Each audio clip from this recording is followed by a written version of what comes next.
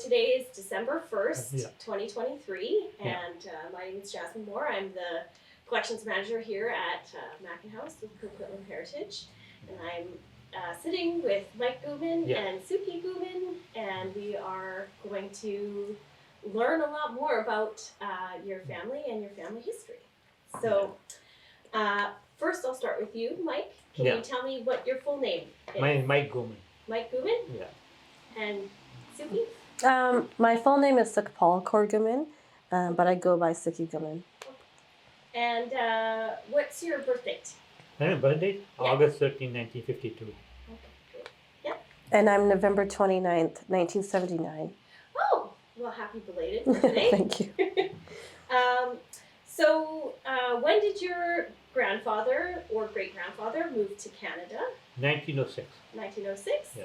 And when did your father? He came 1926. 1926? Yeah. And what do you know about your family's surname? It's Ghuman is a part of the village, name of the village in India. Yeah. That's what everybody has a username, Ghuman. Yeah, and we've met a couple of other Ghumans. Mm-hmm. Yeah. Yeah, my cousin, like my dad's grandfather's nephew, son was born in Mill. Oh, okay. The name is Jab Singh. Jab Singh. Yeah, I just found out about a month ago. Yeah. Oh, very cool. Yeah. That's research leads you down, lots of different pathways, Yeah. right?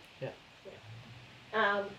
So what stories have come down to you about your parents or grandparents or more distant ancestors? So what was their life like in India before they came here? India, they have much. They were the farmers, did the farming stuff. Yeah. And here they came to for a better life. Yeah. That's all. To work at the mill and Yeah, they earn worked inside the money. mill. Yeah. Yeah. And when they came here, they lived in all in guys together in the bunk houses. Yeah. And they shared their meals. There was one probably cook. They took turn to cook stuff. Yeah. He'd make meals for everybody in the bunkhouse. Yeah. And it's, from what I understand, quite a quiet life. Yeah. Yeah. Yeah. They worked in the mill and came and worked. Go to the Gurdwara and Gurdwara, yeah.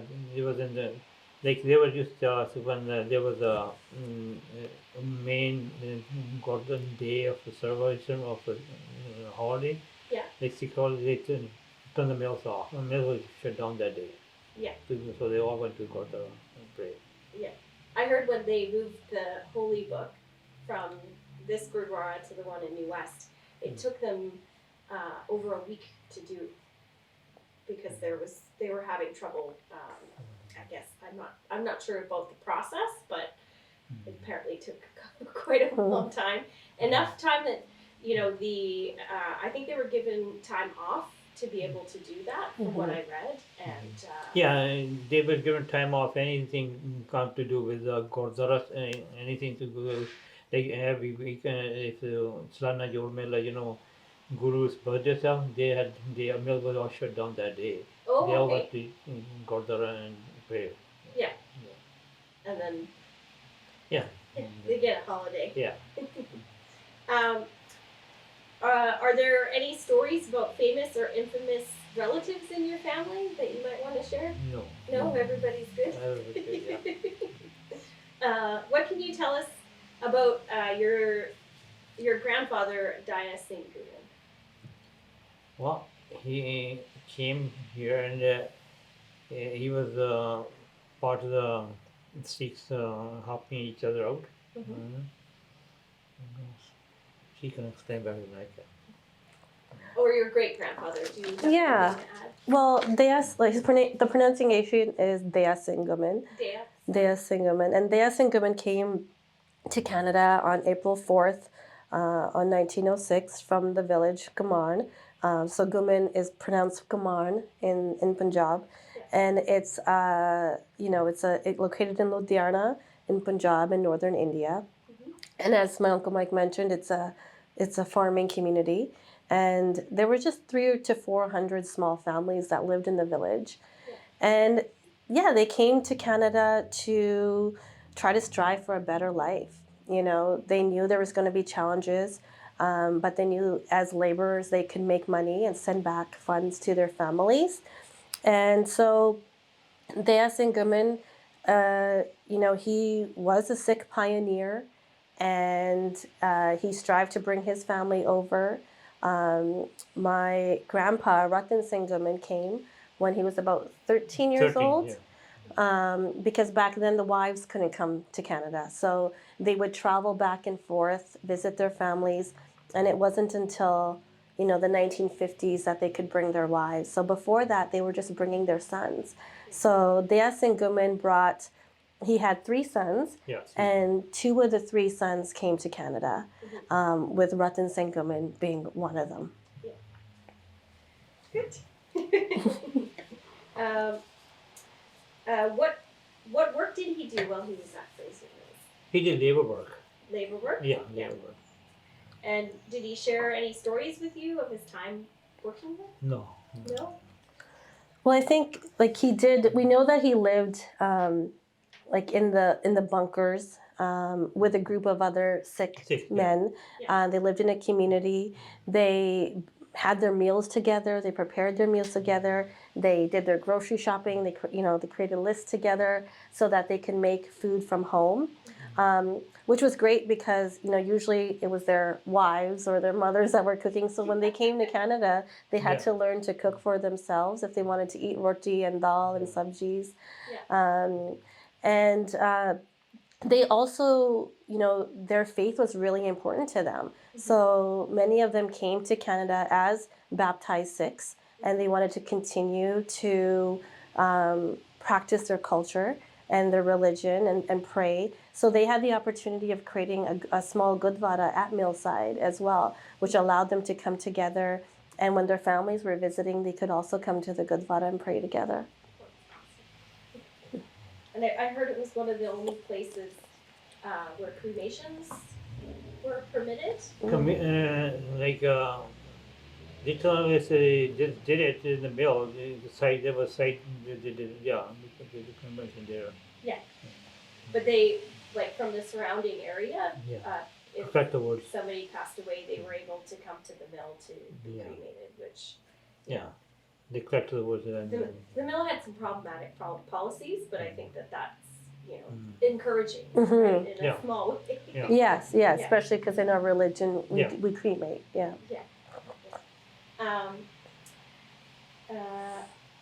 Are you able to talk about his work with the Guru Nanak Mining and Trust Company? Mining, only the book I gave you is he's a shareholder in that book. I went through that book. Yeah. That's why he didn't talk about mine, but like what happened was in the 90s, when they first came, they want all Sikhs to, they call them Hindu back then, they want them to go to Honduras. But Tejas Singh, professor, came and got all the Sikhs where he's living at the time to join him and buy a share of the mine. So he's one part of the share of the mine holder. Oh, okay. And they bought the mine shareholders and the whole, I guess, I don't know how much was it, and they all took over the mine. Oh, good. Yeah, and then just to add to that, so from the Guru Nanak Mining and Trust Company, it was established in 1908 by Tejas Singh, and I think they refer to him as Hira for sure. You know, that was like his name. And all the Sikh pioneers, they got together to purchase the shares in the mining company, and there were about 251 members. Yeah, it's in the book. And including Dayasin Ghuman was one of the shareholders, as well as his nephew, who was Inder Singh Ghuman. Oh, wow. Yeah. And there's another one from the village, Sant Singh. I don't know who that is. We have to try to figure out from village back who that is. He's in the book. I just noticed in the book last week. Yeah. And I highlighted him. So I talked to my cousin. He doesn't know. I don't know. Then he talked to Jab Singh to find out, but they don't know. So we had to. There's one family in India we know. When he's gonna go to India, gonna talk to see if it was their great grandfather. Oh, okay. So we had to find out who that was. Yeah. Because he's part of the village too. Yeah. And he worked at Fraser Mills? They all worked in Fraser Mill back then, yeah. Okay. Because I got censored in 1911. Mm-hmm. It shows you who's in how many all the Indians are in there. Yeah. Sikhs, there all the names are there. Okay. I don't know if you have them, but So you can cross reference and create a picture. well, I have it here. I can show you with me. Okay. Because Jasmine from Korea got me the censor from Yes. 1911. Oh, lovely. Yeah. So, what did it mean for Daya Singh Ghuman to be one of the first Sikhs to be initiated into the Khalsa in Canada at the first Gurdwara built in See, Vancouver? when I was reading the book, I misread it. Yeah. But he was the one of the Panch Pyare. He was already baptized. Okay. He was first eight baptized. Yeah. He was one of them who did the baptizing with the five Sikhs. The five baptized Sikhs perform a ceremony. Okay. He was the one of the ceremony doing. So when I read it a couple of weeks ago, Yeah. I looked at it's in there in the book, and he was one of the Panch Pyare. Okay. No. Yeah, and like from that first ceremony that took place, there were 10 Sikhs that were baptized. 8 of them were men, and 2 of them were women. And you know, as my uncle mentioned, Daya Singh Ghuman was one of the Panch Pyare, and the Panch Pyare refers to the 5 beloved ones, and they act as the sort of the institutional leaders of the wider Sikh community, and they must be present during the ceremony of the Amrit Shak when they're entering into the Khalsa Sikh faith. So it was really important that, because you already have to be baptized to be one of the Panch Pyare, so it's a great significance in our family that Daya Singh Ghuman was selected to be one of the Panch Pyare, and to sort of be a part of this first ceremony. And you know, it also represents Daya Singh's unwavering commitment to his faith, and wanting to ensure that the Sikh faith could grow in this community. Wow, that's quite significant. Yeah. How many children did he have? He had 4 sons. 4 sons? Yeah. And how many came to BC? 3 came. 3 came? Oldest didn't come. The oldest didn't come. What were their names? His name was Sukhi Singh, and Kartar Singh came, and he passed away in 1926 here. Yeah. And then my dad came, and then my younger uncle was Thakur Singh. He came here 1934, but he passed away in 1952. Oh. Yeah. Did they get married? Yes, the Kartar Singh got married, but the day his wife left India, he died here. Oh. So she came, then he had to go back. And Thakur got married. I don't know the name of the lady, but she was a Muslim. And I heard when I was young, they did have one child, but we don't know who that is. My older brother used to know who she was, but we don't know. He never told us. Oh. Yeah. Maybe for future research. Yeah. What work did Breton do for the lumber mills in BC? My dad? Yeah. He just was a labor, but he did have a building certificate. But we don't know. He didn't talk about what he did in the certificate, what welder certificate he had. Yeah. But he worked with labor in mills, so what we know. And where did he work? He worked at Fraser Mill from 1926 to 1940. From there, he went to the Honeymoon Bay, worked there. And then he worked in Mohawk in New West, Queensboro, New West. Oh, okay. Then in the 70s, he went to work in Squamish. In Squamish. Yeah. Why did Breton also journey from India to Canada? Did he share any stories about India and his journey? Yeah. When World War II was going on, they were coming from India at how you pronounce it? Philippine capital, Manila. Manila. From there, left to North America. The German U-boat followed the ship all the way, but they never shot at them. But they just followed them to North America. That's what he just told us. My dad did that. And my grandpa used to say, when they were coming ship, they would see whales in the ocean. Yeah. And that's what, and they did have a place to cook and sleep. They had their own area where they can cook and sleep.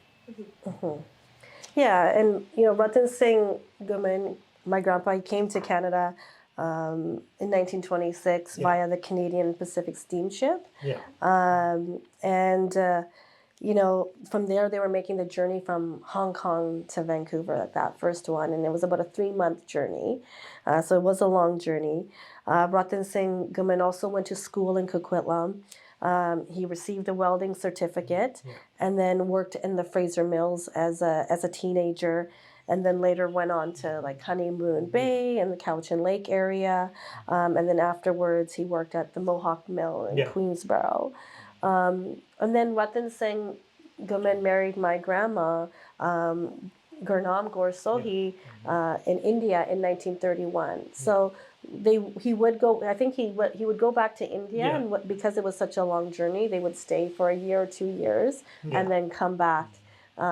So in 1931, he went to and got married. He was 21 years old. Yeah. My grandma was 19, and that's sort of how they started their family. How did the marriage work? Like, was it an arranged marriage? Yeah, I'd be arranged married background. Arranged marriage? That's arranged married background, yeah. Yeah. And then she came in the 50s. Yeah, she so came. their first 2 children were born in India, and then the last 3 children were born here in Canada, including my Uncle Mike and my dad and their sister. Yeah. Yeah, they came in either in 1949 or 50. Mhm. So we don't know if they are what day there. So because their dad bought a house in 1950 in Surrey, Yeah. they moved in to 51. Oh. They lived in US before that. We got some great photos too. Yeah. Can you tell us anything about Harman Singh Sohi and his experience on the Kamagado Maru? Well, And explain maybe what his connection is to your family? he's my mom's dad. Yeah, he came in as a board, but he used to tell us the ship was parked here. Then they moved in the Vancouver area. The 6 men jumped off the ship shore, and they got landed. And then the lawyer came next. They said, "Why you all didn't?" They said they were afraid. Then they had police guard there all the time when they're on the ship. So they were. Then they said they moved the ship from here to some other lake. But my dad, they moved to the Lake County area, the ship, for 3 months. Then they escorted it back to India. And then when they got off the ship in India, they had machine gun already aimed at them. They were shooting them. So he pretended he got hurt and he lay down. Then when all the like everything was over, then he walked from Calcutta to Punjab. Wow. How long was the journey? Oh, I don't know how long it was. Maybe Days, weeks, months? probably because it's quite far. Yeah. Yeah. And so, yeah, it was Ratan Singh Ghuman's wife, Gurnam Kaur, her father, Harnam Singh Sohi, who was the passenger. Yeah. And again, at that time, Harnam Singh Sohi and Daya Singh Ghuman, they didn't know each other. So Daya Singh Ghuman was already in Canada at that time, while Harnam Singh Sohi from another family was trying to come to Canada with the hopes of a better life and to provide for their families. And yeah, it was really, that's a historical event in the sense that those passengers were docked in the Vancouver harbor and they weren't allowed to come off the boat. They were denied food and water, and the local community here was raising funds to hire a lawyer so that they could fight for their rights to come off the boat. They were considered British subjects, so that's another reason why there was a lot of confusion on why they couldn't also come to Canada. And the ship sailed with 376 passengers. And yeah, we're very lucky that Harnam Singh Sohi was able to return back to India safely. But after that incident, he refused to come back to Canada.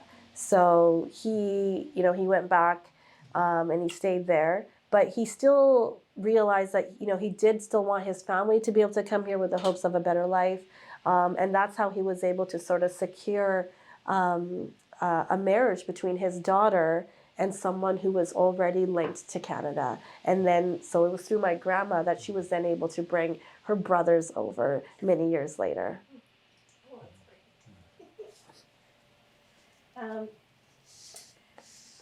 great. Can you talk about the significance of Coquitlam naming a street after your family? He can answer that. Well, I think, naming a street after a Sikh pioneer such as Daya Singh Ghuman, who arrived to Canada in 1906, carries a profound significance for both not only our family, but also the broader community. It serves as a powerful tribute to the enduring legacy and the sacrifices that he made, as well as many others who made as early immigrants to Canada. The act of recognition not only honors his contributions as a Sikh pioneer, but also highlights the importance of diversity, acceptance, and tolerance, and the cultural richness of what's brought by immigrants. It reminds us of their struggles and their resilience as pioneers like Daya Singh Ghuman, who played an instrumental role in shaping what British Columbia is today. The street naming is also a testament to the values of unity and respect of different cultures in Canada. And it holds really dear, and as we can inspire, future generations to appreciate not only the historical roots of the communities, but also embrace one another and celebrate this multicultural heritage. Thank you. Where did you grow up? I was born in Surrey, and US at St. Mary Hospital. We were in Surrey, and my dad and grandfather got sick in 1956, very, very bad. So my dad sent me, my brother, and my sister, and my mom to India to look after my grandfather. As soon as my grandfather saw us as young, he said, "I'm going to live 10 years." So he lived 10 years after that. So we lived there till 10 years. 66, we came back. He passed away in 66. So we came back after he passed away. So we were teenagers when I came here. Then we lived in Surrey. Yeah, I also grew up. I grew up in Surrey in the Wally area in the home that my grandpa purchased. In what year was it? 1957. 1957. Yeah. And as my Uncle Mike was saying, so they were born here in 1952, 53. My aunt was born 51. But it was when Daya Singh Ghuman got sick. Yeah. And that's why my grandma took the youngest 3 children to return to India to take care of Daya Singh Ghuman. And as Daya Singh said, I've probably got 10 more years in me, and that's why the kids stayed there to spend time with him. And then when he passed is when they came back and then went to school here. And I remember seeing their yearbook pictures, from when they were in school. Yeah. And it was just so amazing to see that, they were so young, and they were some of the only children of color in their classes. And when they were very young, I remember they had turbans when they came back from India. They had turbans. But then their older brother said, you need to sort of assimilate, and you need to be a part of this community, so you need to cut your hair. So my Uncle Mike, along with my dad, Balbeet Singh Ghuman, they ended up cutting their hair and then attending high school in order to fit in. And, they faced a lot of struggles. But for me, it was really special that I also grew up in the house that they had. And that house is still standing. It's still standing. It's still standing there. We went there. and visited. There's been a lot of construction in that area, and there's been a road that's been developed right beside it. But that house is still there, and they renovated it. Initially, it was like a 1-story home. And then 75 we renovated. Yeah, in 1975 we renovated it. So when I was born in 79, it was a 2-story home, and I lived in that home till I was in grade 4. in that Wally area, and I remember also hearing stories from my Uncle Mike and also from my dad that when they first moved to the Surrey area, they were welcomed by the community. People would come and bring baskets of flowers and gifts to my grandma to welcome her, and that so that she would feel included. And growing up, they didn't feel a lot of I guess you could say racism in that small community where they lived. They had friends that were mostly white, and they did the things that any other kids did. Like from my Uncle Mike, I learned that my dad and uncle had paper routes, and they would save their money, and that's how they would buy. Like they couldn't afford to buy a bike, so they would buy parts of bikes. Like they had a bike frame, and then they would save money, and then they'd buy the tires, and they'd buy the handlebars, and that just shows like they grew up like anybody else out here. And yeah, for me, those stories are really special. That they did what they had to do to fit in, and it's also nice to see now, many years later, they are now comfortable in wearing their hair in a turban, and even for my grandma, I remember when she was when I was younger, when she would go to the doctor's office, she would always wear like a Western suit, like a blazer and dress pants, with her headscarf. And then it wasn't until like the 1990s that she felt more comfortable in being able to go out for a walk in her Indian clothing. And but again, I don't think she did it because she wanted to, but she also wanted to feel accepted, and not have to deal with anything else. In 40s, when they came, ladies came in 40s, they were like you were in today, the long skirts, long dresses. Yeah. Yeah. And then eventually they started, more and more came, then they started fitting their own clothes. Yeah. You get a little more comfortable. Yeah, more comfortable. Yeah. And now it's just beautiful. Yeah. It's everything. Yeah. What was the address? Just because I'm curious. Yeah, I wrote it down. It's a 106, 105, I think 77 or 106. I have 10535 138 That's our, A Street. that's our second house. First house my dad bought, it was on 140 Nicholas Road. Mm-hmm. That was the address on, if I look at my paper, I can tell you.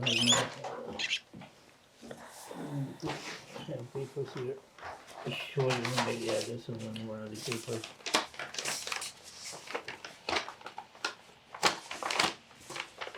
Oh yeah, 10577 Nickel Road. Yeah. And it used to be Nickel, you call it, And it was 140 now. now it's known as 140th Street in Wally. But at that time it was considered New Westminster, right? Yeah, it's part of New West before. Yeah. It used to be New West, yeah, before Sukhi came. It was a township of New West, or whatever they call it, the county of New West. Township of New West? Yeah, county of Or New district. Maybe. Something. We were also called New West. Yeah, you were New West too when my grandfather worked. You were part of New West too. Yeah. It's for the post office. Yeah. Which we know you're familiar with. Yeah. The same with post office, because that's what New West before. Yeah. Yeah. Are you guys doing okay? Do you need a break or anything? Yeah, no, it's fine. No? Were there any special items in the house that you remember? There was a stone, I don't know what you call those, snaras. We call them Punjabi snara and kotna. They were to grind stuff. Like a mortar and pestle? Yeah. Yes. Pestle, yeah. Yeah. They used grind. That's when my grandfather brought in when he came to Canada in 1906. Oh, on a boat? On a boat, yeah, because that's what they used. They bought their own stuff to cook, the stuff they need to grind. He brought it then. Yeah. I still have that. The museum used it for, including the guys in London, as they had it for a while and then display. We still use that at home. Oh, great. Yeah. And what would you make in it? Like? We grind dried ginger. It's hard to grind in the blender, so we just pound it on it. It grinds in there. Oh, lovely. Yeah, and spices and things like that. Mixed spices stuff. Yeah. Okay, so we were talking about your childhood home. Mhm. And where did you go to school? I went to it was Mary Jane Shannon Elementary, Mm-hmm. grade 5, 6, 7, And then I went to Meridian Senior Secondary in grade 9 and 8, 9. And then grade 10, there were too many kids there, so they made two schools. So I went to Lenny Shepherd in grade 10. Yeah. And grade 11, I went to Queen Elizabeth. And grade 12, I went to Princess Margaret, graduated Princess Margaret. Oh, you went to lots of different ones. Yeah. Went to like 4 different high schools. Yeah. And yeah, Mary Jane Shannon is what's now known as Guilford Park Secondary. Oh, okay. So it's in that area. Queen Elizabeth Secondary is still there. So Princess Margaret's still there. yeah, Mike and my dad, Belby Ghuman, both went to Queen Elizabeth Secondary. And then Mike and his sister, Gurmail Ghuman, went to Princess Margaret Secondary in Surrey as well. Yeah. And where did you go to school? I went for elementary school when I lived in the Wally area. I went to Grosvenor Road Elementary, and then we moved to the Guilford area. So from like grade 5 to 7, I went to a school called Berkshire Elementary. High school was Johnson Heights Secondary School. And after that, I went to the University of British Columbia. So I was one of the first ones within our immediate family, who went to university. Oh, great. I went to UBC eventually. And what do you do for work? Actually, I do work at the University of British Columbia now as a marketing and events manager. Oh, lovely. Yeah. And what did you do for work? I was editor. Oh, lovely. Yeah. But I did a lot of other jobs too. Yeah. First, I got out of school, I did apprenticeship for a mechanic, heavy duty mechanic. Then I worked in a Coquitlam mine in the Merritt for 2 years. Then I came back and I went into a different trade. I went to sheet metal trade and learned that. Then I into plumbing stuff and learned that. Then I finally got back to post office and started working for them. I worked 37 years in post office. Oh, wow. Yeah, and all the Ghuman brothers actually worked for Canada Post. Oh, wow. So initially, Santok Ghuman and Harminder Ghuman worked at Canada Post. Then my father, Belby Ghuman, worked at Canada Post. And then eventually they convinced their brother to join them. So at one point, all 4 brothers worked for Canada Post, and they all retired from Canada Post. So they all served quite a number of years. Yeah. Well, Harminder started in 1957. And Santok started in 1967 when the mill burned down in the US. It was a mill, what's the name of the mill? Forget the name of the mill. It was right down by Royal, bottom of the Royal and Stewart Way. There's a mill used to be Rainian before Rainian. He burned down in 67, so then he went to work in post office. What was your favorite thing about being a mail carrier? Oh, helping people. And a lot of I used to help people a lot. Yeah. Talking like seniors who needed somebody to talk because they were alone. So sometimes we go in there. They only see a mailman, so we used to talk to them. I have been working outside, like to work outside most of walking stuff. And you still go for walks? Yeah. Yeah, I remember when we met before, your wife was saying that, he goes for walks every day. Yeah. I used to go for 8 kilometers every day. Now the doctor wanted me to cut back, so I cut to 4 kilometers a day now. Well, that's still pretty decent. That's quite far. Yeah, and I think for back then, for them to sort of have a government job, a stable position, that was really important. Like having a job that they could have benefits and medical and dental and vacation, because some of them were didn't have that in the previous positions. So that's sort of what drew them to working for Canada Post, and then they all had a great time there. They were accepted there, and yeah, they all retired as posties. Yeah, I was first Indian post in Surrey post office. Oh, wow. There were no Indian before. Really? Oh, yeah. Well, that's quite a thing, eh? Like, that's quite a claim to fame. Okay. Can you describe a typical family dinner? Did you all eat together as a family? Who did the cooking, and what were your favorite foods? Mom did the cooking, mostly vegetarian. If they want to meat, then Dad did it, or her dad did it. Mom didn't do meat cooking, but other vegetarian or Mom did the cooking. Yeah, it was so we all lived together, like my uncle and I also, like when I was born, and so we lived in the same home till I was in grade 4. Oh, okay. So it was like my grandma, my uncle Mike, his wife, my mom and dad, and then my brother and my cousin. Um, and yeah, so they had communal meals. Usually my grandma prepared them, and then if they wanted to have meat, then my dad would make like curry chicken, and then they would enjoy those meals together. But dinner time was a time where everybody came together and ate, and we had most of the time, like, it was Punjabi food. It was roti and dal and sabji, and I remember also as a young child, like that's what you were gonna get. Like, Yeah. you know, you weren't getting lasagna or hot dogs or, you know, the Canadian or Western food. It was Punjabi food for dinner, and then if we were packing lunches to school or work, that would be like, you know, a sandwich or something like that. But at home, it was our comfort food. It was Punjabi food. What's your favorite? Yeah, you know, as you get older, I think you appreciate the food. So for me, like going home to my parents' home and having roti or parote or, you know, Punjabi food, that's what I crave for. So when my parents are like, "What do you want for dinner?" I'll make whatever you want, and I'm just like, "Please, just some dal and roti." Yeah. But as a kid, I know I didn't appreciate it. You know, I was like, "Oh, roti again."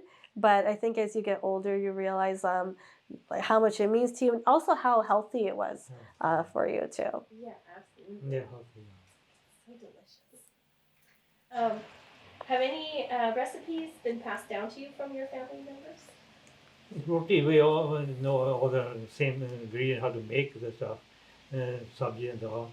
Remember, mom made sweets because nobody, her, you know, when the lady go there, wouldn't give her the recipe, so she made her own recipe and made it. She passed that to my wife. Oh, that's great. Yeah, so like when my grandma was first here, you know, in the 50s, there weren't Punjabi sweet shops or, you know, shops where you could buy samosa or barfi or sweets or treats. So she sort of mastered her own recipe on how to make barfi. And yeah, I remember her making trays and trays of it when I was younger, and everyone would come over and ask her, like, how did you make these and what's your recipe? Or they would ask my grandma if they had like a wedding coming up or something special. They would ask my grandma to make barfi for them. And yeah, so she wrote down her recipes and shared them with my uncle Mike's wife, and now my aunt makes those barfi, and it's great because when you do try it, it tastes like, you know, just like how my grandma made it. How were holidays celebrated in your family? Did your family have any special traditions? Like Christmas, and we exchange presents stuff, you know. And the Halloween, we did. Excuse me. We did hand out candy. Yeah, my throat dry up. Oh, you want some water too? Thank you. You just take a break. I can ask. I'll re-ask the question, and then that way makes it. We can just cut and start again. There's only a few questions left. Yeah, no, it just back then. We did celebrate Christmas. You know, everybody gets presents stuff, and we did celebrate Halloween, handing out candy to people. Yeah. Other like Easter stuff, we got all together, had dinner and stuff together as a family. Yeah, like I remember also seeing pictures of like my grandpa and my uncle and their siblings and my dad all together during Christmas. You know, and even for when I was born, like in the late 70s, early 90s, we had like a Christmas tree always set up. We'd have Christmas dinners. So Christmas dinner was when all the family would come over and have, you know, have a Punjabi meal. But it was still an opportunity for family to come together. And they participated in like Halloween.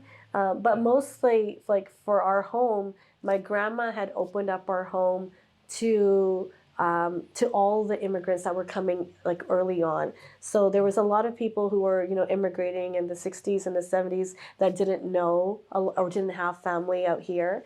So she always, anybody who was like even visiting from Williams Lake or somewhere else, they would stay at our house. They had a place to stay. They had a warm meal.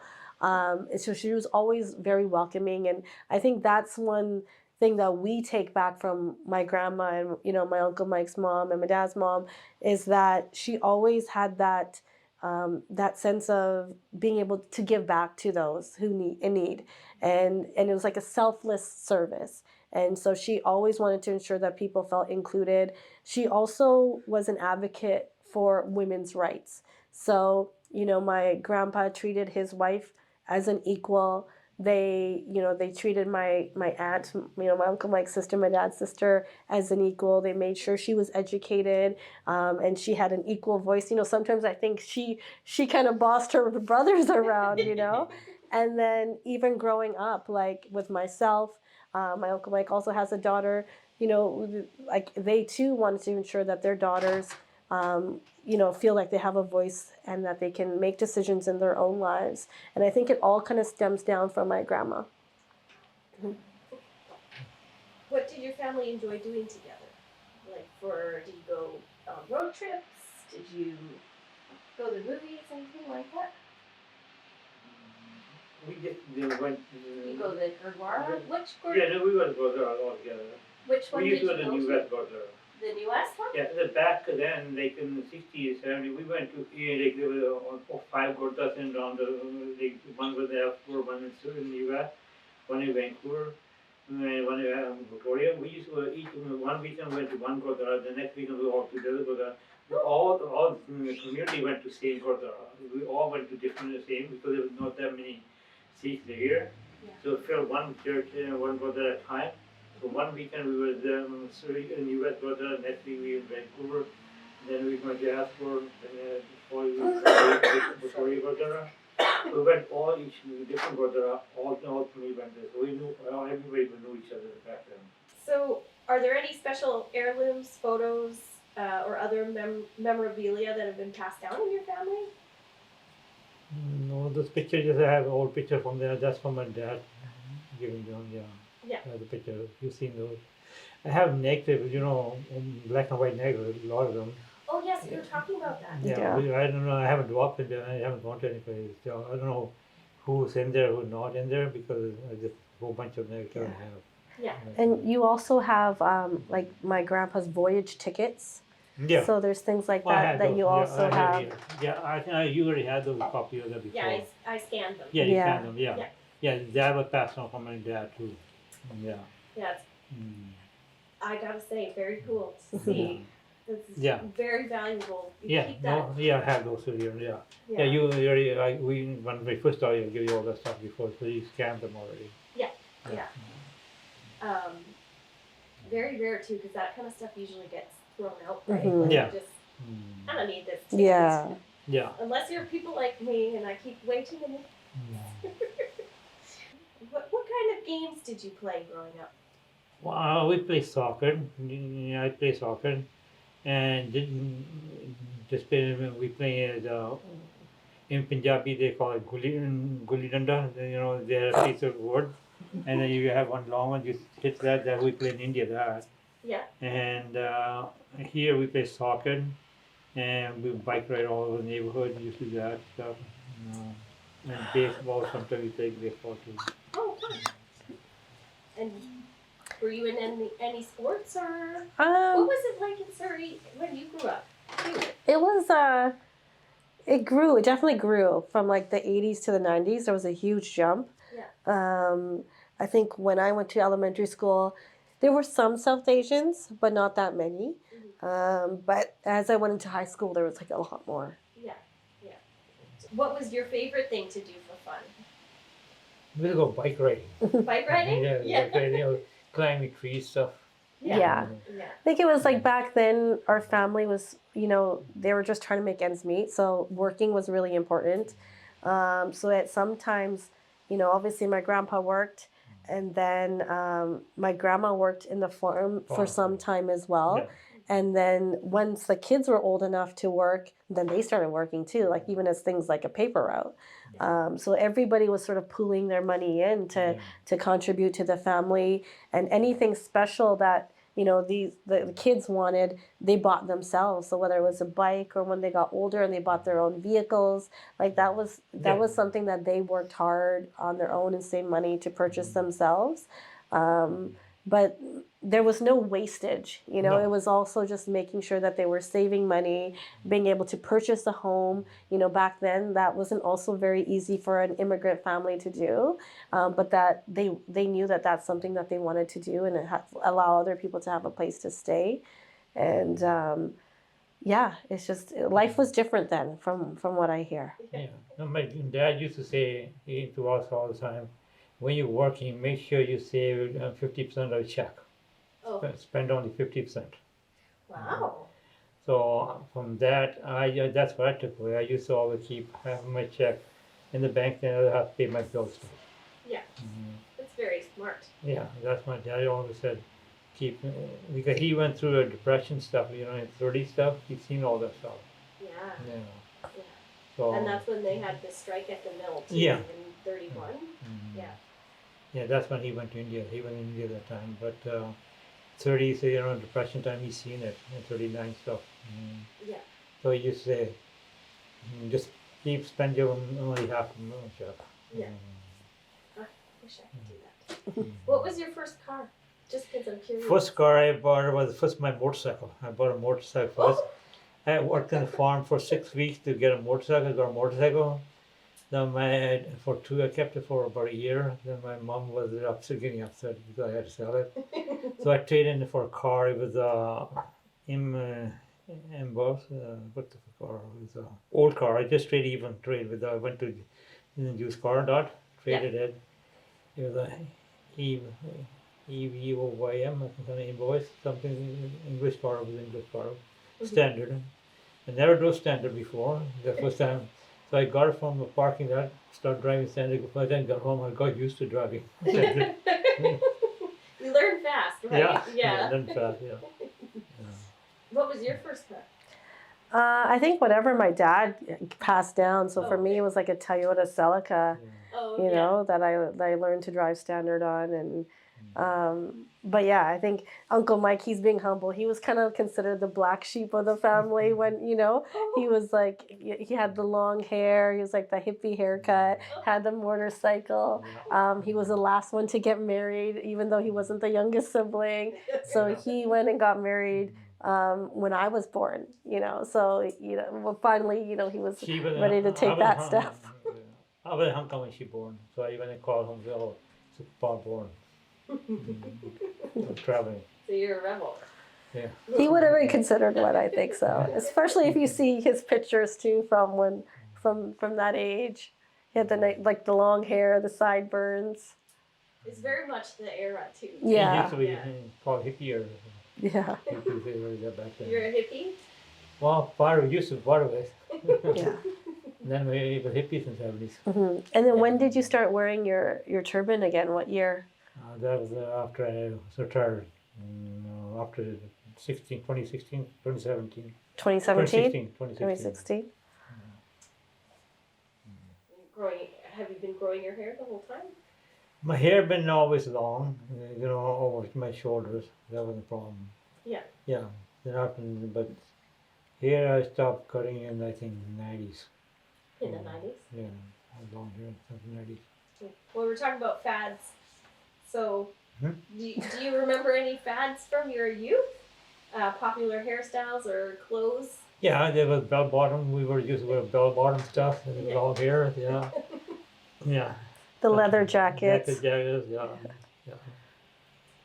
And yeah, I think for me it was just you just see these fads coming back. So whatever was in fashion in the 1980s is back now in the 2020s. So yeah, it's sort of like that same Doc Martens. Yeah. Oh yes. No, my dad used to fashion when they're old. Like he used to have shoes. These old shoes. Hey, don't worry, keep them. They're gonna come back. So he used to have nice suits and nice clothes. And really good shoes, leather shoes, and he just keeps them. So they're gonna come back. In come 25 to 6 year old, they come back. He says they have them. Not before. And fashion repeats itself, just like history. Yeah. Are there any significant world events that happened when you were growing up? And did Yeah, any of them personally affect your family? No, moon landing was the one. Okay, yeah. Then we all sit down watching that family. And that the 9/11 changed the whole world. Yeah. Changed the 9/11 changed the whole. I remember the day I was out on the road, like I was doing mail.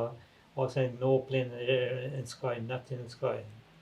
Then we heard it in the news. They went back to our depot and heard there was a plane crashes and then I just standing still now. No, Yeah.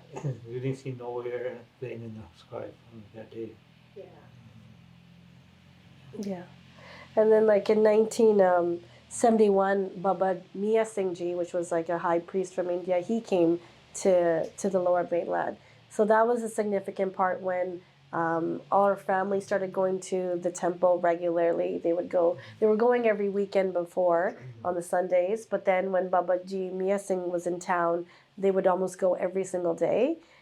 So having that, being connected to your roots and speaking the language and learning the religion was really important to the family. And then also, like there was other significant events, like in 1984 when the Golden Temple was invaded. That was a significant part for our community here because we were watching on the news what was happening at the Golden Temple. Then Indira Gandhi, the president that at that time was assassinated by her 2 Sikh soldiers or security guards. So again, there was a lot of fear in the community here about how it was affecting the Sikh family members in Punjab. So those were also very significant times for community out here. Do you still go back and visit? I haven't gone back since 79. 79? Yeah, but our dad goes every year. Yeah, so my dad and my mom go back every year. Actually, they just came back on Wednesday after a 5-week trip. And they go sort of on a religious pilgrimage, but they also go and visit the home in the Ghuman village and take pictures and share with Uncle Mike, just like, because it's still standing there. Wow. So, they want to ensure that it's taken care of and just seeing the land and the farmland there that they still own. Wow. Yeah. Still on my grandfather's name. Is it? Yeah. Are there people living on the land, or? And they have been given, somebody using it, Like tenants. Like tenants, yeah. rented out. How's the world today different from what it was like for you when you were a child? Oh, it's way different now. Before, people were, you never lock the doors, you never worry about people stealing your stuff. Yeah. You walk around in the neighborhood, you never afraid of getting mugged or something. Now, you can't even walk out the street and getting mugged or stealing and stuff. Way different. The attitude is different too now. Before, people are more friendly. But now they don't, either are too stressed out or they don't have time to talk to each other. Yeah, there was definitely a sense of community, and you just remember that when you would see another person of color, you would always acknowledge them. You'd probably have a conversation. You would go to the temple regularly, and it was like like a meeting place. But yeah, just now everyone's just so busy. Families have grown, and people seem to be more, within their own families, which is okay. But it's just that sense of community for some, they feel is lost, especially as well as that sense of security and so. Yeah. Is there anything else that you would like to add that I might have missed? The Sikh laborers, they were making like 10 cents a day and up to like 80 cents, 10 cents an hour, 80 cents a day while they were working in the mills. And they were always also saving those funds and giving back to their families, right? But if somebody had a problem and wanted to send money to it, needed there, so they all pulled together and then one person sent it. They took turn to send to each family's home, by taking turns. That's awesome. Yeah. Yeah, I read that in the Becoming Canadians. I think they Okay. were talking about pooling resources. So if somebody was having trouble, it wasn't a matter of when are you going to pay me back. It was just here's the money and send Yeah. it. Yeah, they had to take turns to send to the Yeah. people.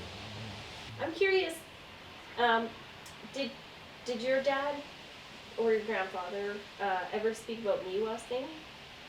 Pardon me? Miwa? Meva. Meva thing? Yeah. Oh, my dad always talk about it. Yeah. Cause what happened was guy named Hopkinson. Hopkinson. Yeah. He didn't want Canadians, Indians to live in Canada. He Yeah. wanted them to go to Honduras. Mm-hmm.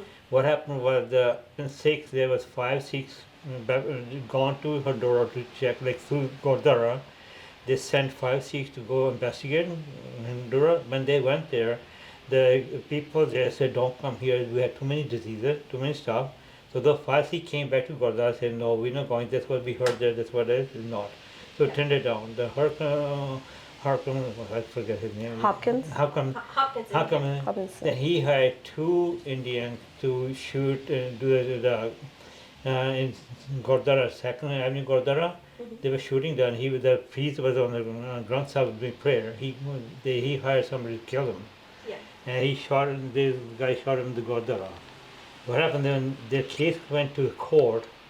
He wanted to get them not charged because he was a minister or something. I don't know which minister he was. Immigration. Immigrant minister or something. Yeah. So then Meva Singh went there to kill him there. Mhm. He shot him, and then he put his pistol down, and he surrendered. And the day he was then he was in jail. Then he was charged for murder, and he was sentenced to hang. Mhm. Then my dad said was what happened with it, he wanted a grunt sub in his cell, so he did part. I don't know the whole grunt sub, and he gained 15 pounds the day of hanging. The people they were surprised how could he gain weight, and he was afraid. Oh. And then he was in jail. It was not a penitentiary. My dad used to. It used to be jail on 8th and Royal, 6th or 8th, I think. But when we went down the road, there was a school on the right side. Mhm. That's where the jail used to. That's where the hanging was done. And but it That's never very showed any nice. paper. Never showed any paper anything. But when I went with my dad or to New West Kodra, he always pointed out this was there used to be a jail here at this school Mhm. where Nevas was hanged in this place. And his